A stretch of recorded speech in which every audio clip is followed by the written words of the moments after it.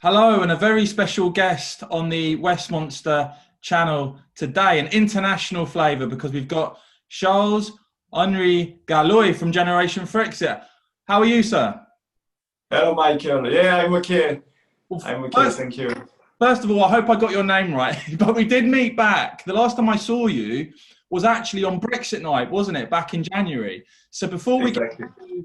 to France and French politics, what was it like to be in Westminster that day? No, it was really incredible. I love British culture. You have all this great atmosphere, very positive atmosphere. Because back in France, they say Brexit, the people regret it, they didn't want it. It was, like a not vote and so on. But when you were there, it was just incredible, a positive atmosphere, and the will of independence, of freedom. It was really very inspiring, and I loved it, and it was a very privileged moment to be there. Excellent. And now, can you tell people a bit about your background? As I said, you're involved in this group, Generation Frexit. Can you just give a Yeah. bit of background about yourself and Generation Frexit, please? Actually, I'm advocating for Frexit for 8 years, and Generation Frexit is a brand new political movement because what we want to do, in political landscape in France, is quite difficult because you have on one side Emmanuel Macron, on the other side Marine Le Pen, who don't want anymore, who doesn't want anymore any Frexit or Frexit referendum. So what are the possibilities for the French people to get back their freedom and to leave the European Union? If you look at all the Eurosceptic parties, political parties, you have some for Frexit, the former party where I was, it was the case, but you have many Eurosceptics ones, but they are not all for direct Frexit. So I think that the solution to have an operational Frexit and not to do just testimony campaign and so on is to gather everyone on this idea to get a Frexit referendum. And doing so, we would be able to have a third major force in France that can be, I don't know, in the poll at 12, 13%. But then if it's tested on the second round, because in France, you have two rounds, different than the British one, you have two rounds, and you have to qualify for the final, let's say. And if it's a fight between Emmanuel Macron and Marine Le Pen, we know that Emmanuel Macron will win again. So the idea, if we have a third force at 12, 13%, the polls at the second round would show that this force, this Eurosceptic force, can win against Emmanuel Macron in the second round. So you will have like a useful vote in favor of this movement to beat Emmanuel Macron. So basically, that's it, the aim to have a Frexit referendum exactly like you had in the UK, because at the end, UKIP at that time, or even Brexit party, you didn't win the general election, but you get Frexit because you had this pressure, this power of pressure to have this referendum, and then you have fought the referendum and you have won it. So I think the tactic of the British parties, UKIP with Nigel and then the Brexit party, I think it is what we must do in France to get Frexit, because it will be too difficult, or at least in 2022, maybe in 2027, to be completely different, and we'll be able to win the presidential election based on Frexit. But I think that what we can do is to have this pressure to get this referendum and then to win it, and it's a more operational way to have Frexit in France. Now, one of the arguments that often got made in Britain was that if you're pro-Brexit, you must be an anti-European and you must be xenophobic and you hate for this was what the arguments some of these people made. Now, obviously, you as a Frenchman have been, you're not new to this, you've been campaigning for Frexit for a while. What's your view in terms of that French aspect, in terms of Europe and the European Union? What drew you towards feeling passionately that France should leave the European Union? No, I think this idea of xenophobia, anti-Europe, it's a total fantasy from the Euro fanatics, because as Nigel has said, in the European Parliament, we hate the European Union, but we love Europe. Actually, if I take my example, I have been living in Spain, in Switzerland, in France. I have been visiting UK, 13 European countries, and I love European countries. I love their culture. But I think that in the interest of all European nations, not only France, not only the UK, I think we are more interested to be self-independent and to have international cooperation when we have common interests, because at the 21st century, it's totally nonsense to say here in every aspect of political life, we'll have a common position, 27 countries will have the same position on everything. And it's totally nonsense because you have a national interest, the same as you have an individual interest. You know, the USSR, they didn't understand that people had individual interests, and the European Union, they don't understand that national interests do exist. And that is the basis of freedom and democracy. And if you look at it, we had international cooperation within European countries or even onto the world, because France, like the UK, we are like global actors. If you look at the UK and France, we have friendship all over the world, and not only in Europe. That's right, that the main part of the country is based in Europe. But if you look at France, for example, you maybe don't know that, but the country with which France has a major border, it's not Germany or Spain, it's Brazil with the French Guiana in the South America. So France is present, you know, with the overseas territories and the 5 continents of the world. For Britain, it's quite the same. So we are open to the world, and it's true, we had international cooperation with the European countries before the European Union, and we will have international cooperation with these countries after the European Union. And I think the UK with Brexit will show it, because you will see you won't evaporate from the channel after Brexit, and it's done, but then you have only to finish the agreement or the no deal by the end of the year. But it will show that after that, the UK will still buy some wine and champagne or cognac. You know, it won't be finished at all. You'll say, I won't buy anything from France. We are not in the European Union, so we cannot trade with Europe. It's total nonsense. And the same, the city will still sell financial products to European continents and to other countries. So it is nonsense.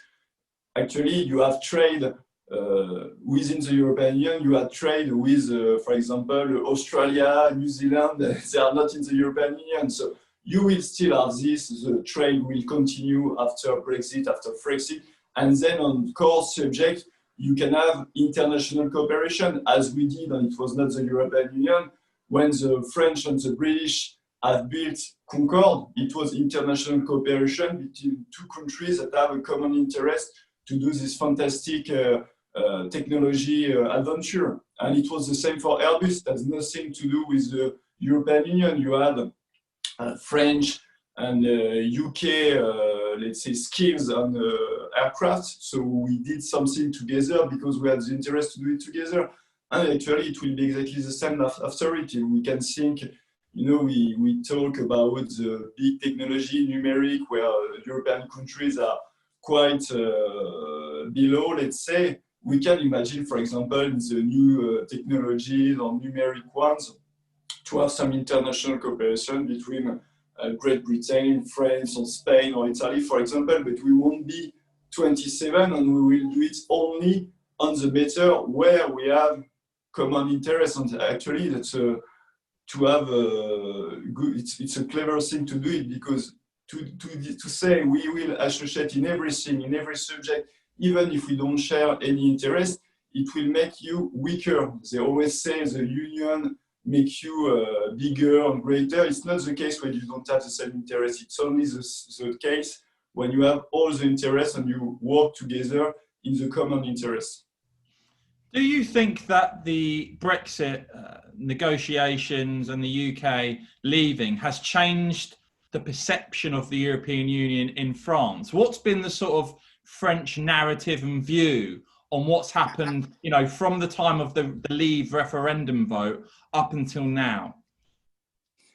Actually, it's quite difficult in France because we have all the big mainstream media that are in favor of the European Union. So the narrative was quite biased because they always say when you had just one corporate that was leaving the UK, they were saying it's because of Brexit, but they didn't talk about all the investments that came to the UK. Big, I say, thanks to Brexit instead of despite Brexit or in spite of Brexit. So it's quite biased, but even with this, you had one poll, I think it was in the Daily Express, that has shown that the French people, and the same for the Italian people, think in a majority that the UK won't go worse after Brexit. So they don't think it will be extraordinary because you have still this propaganda. I think it will be much better after Brexit. But so far, at least, they don't think it will be the catastrophe, so they don't buy anymore this project fear. In France, it's quite different because they will do this project fear about the euro currency. You had your, thanks God, you had your own currency, so you were not in that matter, but they will still do the project fear on the euro currency. But I think mentality is changing. And also you had all this COVID-19 crisis, the coronavirus crisis, that has shown that the European Union is frankly totally useless. You have seen all the mask wars between different countries where Italy was in a very, very deep difficulties. No one from the European Union has helped Italy. It was the contrary. It was, I remember, China, Russia, Venezuela, and Cuba that has sent some help to this country. So you see that when the crisis go deep, everyone comes back to the nation state, which is the normal field of democracy. When you have a difficulty, you will first help your own citizenship. That is normal. You can call it selfish, but it's quite normal, and it's democracy. The head of state is elected to protect its people, not to protect the European Union. So it's quite normal, and the COVID-19 has shown it. And not only that the European Union was useless, it has also highlighted that the European Union is toxic because it has done nothing at all. And it was even the contrary, because you have all this boundary, myths in the European Union. So they didn't want to close the borders. It was totally crazy because when you had a spike in the disease, for example, in Spain or in Italy, it would have been normal, for example, that the European Union would have said, we close the border. And they didn't do it. Some nation states have done it on their own without the European Union. I think about Austria, about Germany. But Macron, as he is the last Euro fanatic, he was the last one to close the borders. And actually, he didn't do it. It was because all the other countries had closed their borders, and the French border were closed. But it was basic sanitary measure. If we had done it at the beginning with China also, and with Italy and Spain, I'm sure that we will have less cases, and even maybe we would have a shorter lockdown. And you see it in France, you see it in the UK. The lockdown has an economic cost and has also sanitary cost, because they don't talk about it. But when you have people that will lose their business, that will lose their job, you will have a suicide, you will have also health problem because the people were locked down, they were not able to do some sport and so on. So you will have also sanitary issues linked to lockdowns. It was a quite incredible thing, and the European Union was totally toxic on this part.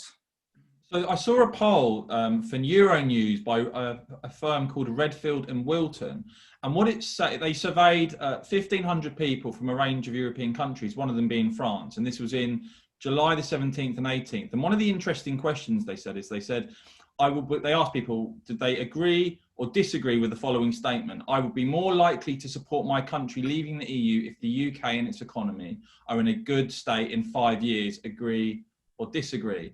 And in France, 38% agreed with that statement and only 20% disagreed. So it will be interesting in terms of in countries like France moving forward, because I believe, you know, Brexit is going to have huge competitive advantages that our government can act in the national interest in a way that you simply cannot do when it comes to things like trade deals, etc. And by the way, this relies on the government rejecting the EU's level playing field, the so-called level playing field.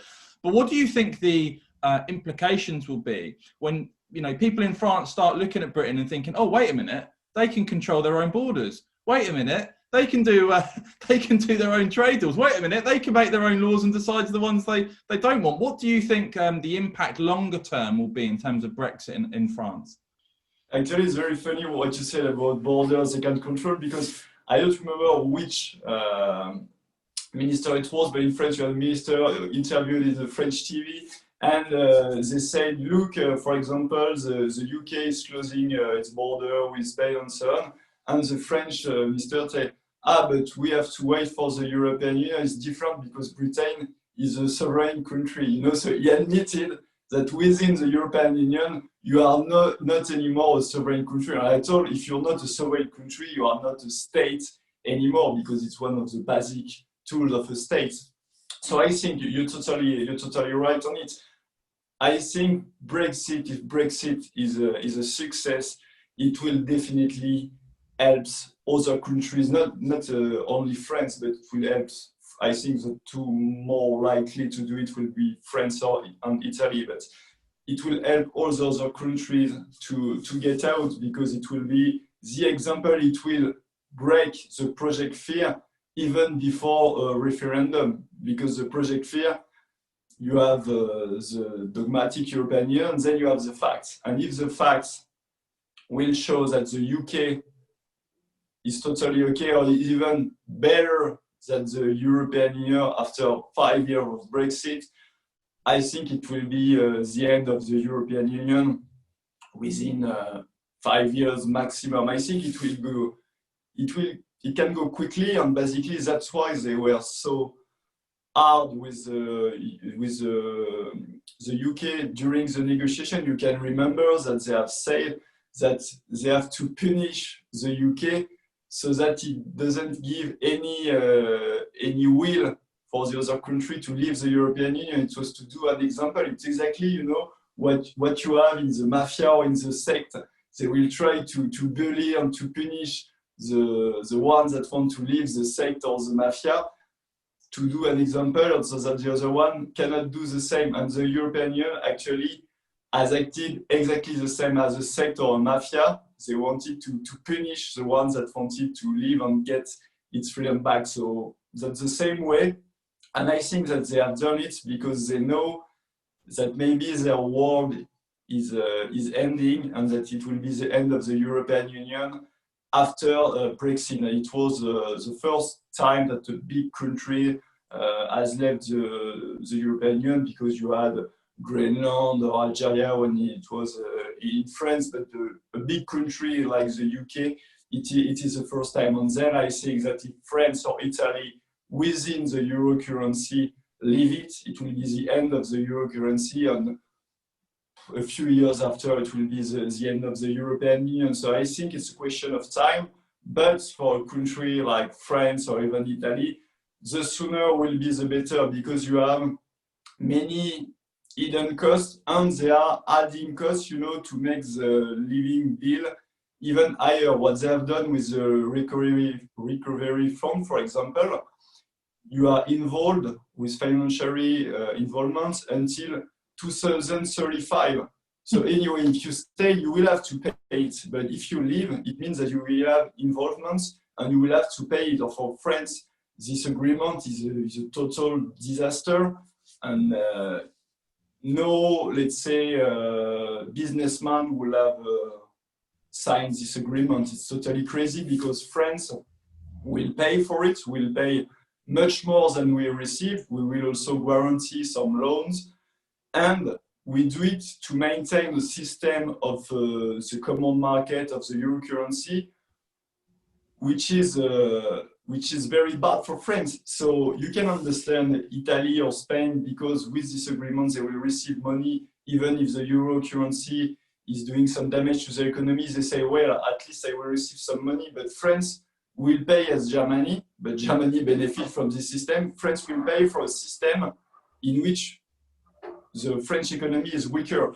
So it's a totally nonsense, and we are involved in it, and it will increase the living bill. And I think that they have also done it, you know, it's the idea of the ever close union. I think they have done it to have more links, and also to prevent some countries to leave. And it's always the same with the European Union. They always add some elements to go to the federalism ideas that they have, but it's a total disaster for many nations.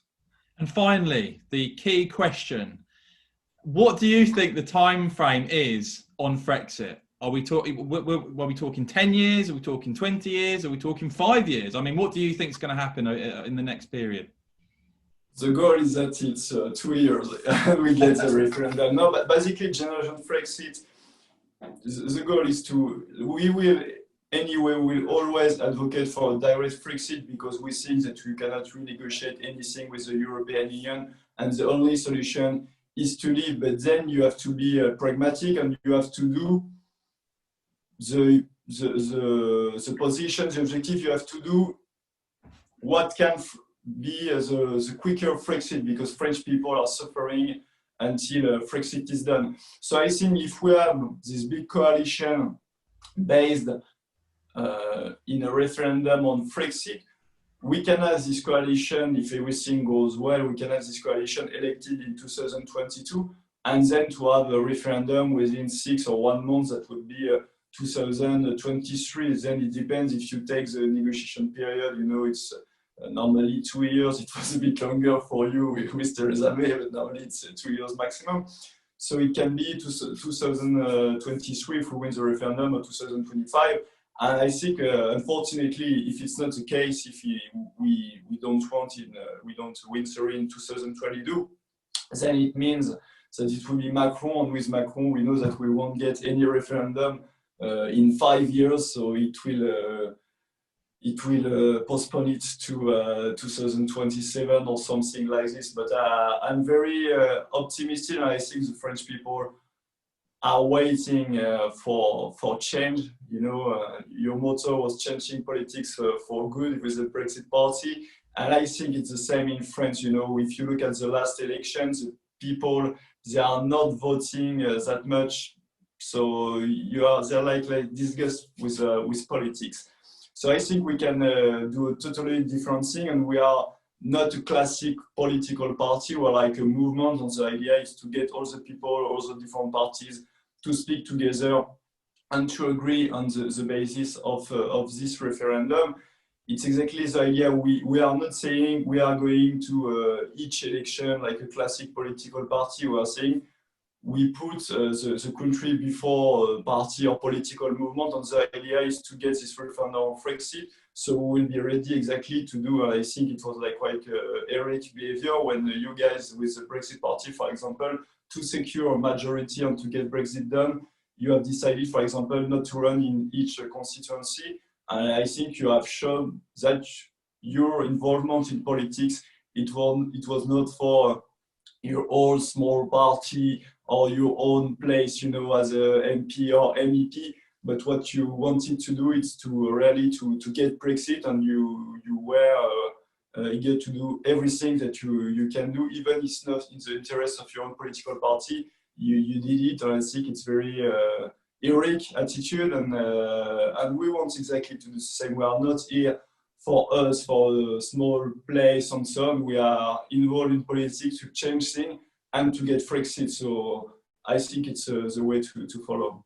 And finally, the last thing I need to ask you about this. There's been a lot of talk at the moment, obviously, in terms of the migrant boats coming from Calais to Dover. And so we've seen the British government talk very tough and go and have these meetings in Paris and say, oh no, you know, from what we understand, the French authorities are asking for more money. We're not convinced over here actually throwing money is the problem. What is the solution, sorry. But what needs to be done here is people simply that come to Britain illegally through this route need to know that they will not be allowed to stay. But what's your take on that? Because that's an issue at the moment where there seems to be a lot of conversation between the British and the French authorities.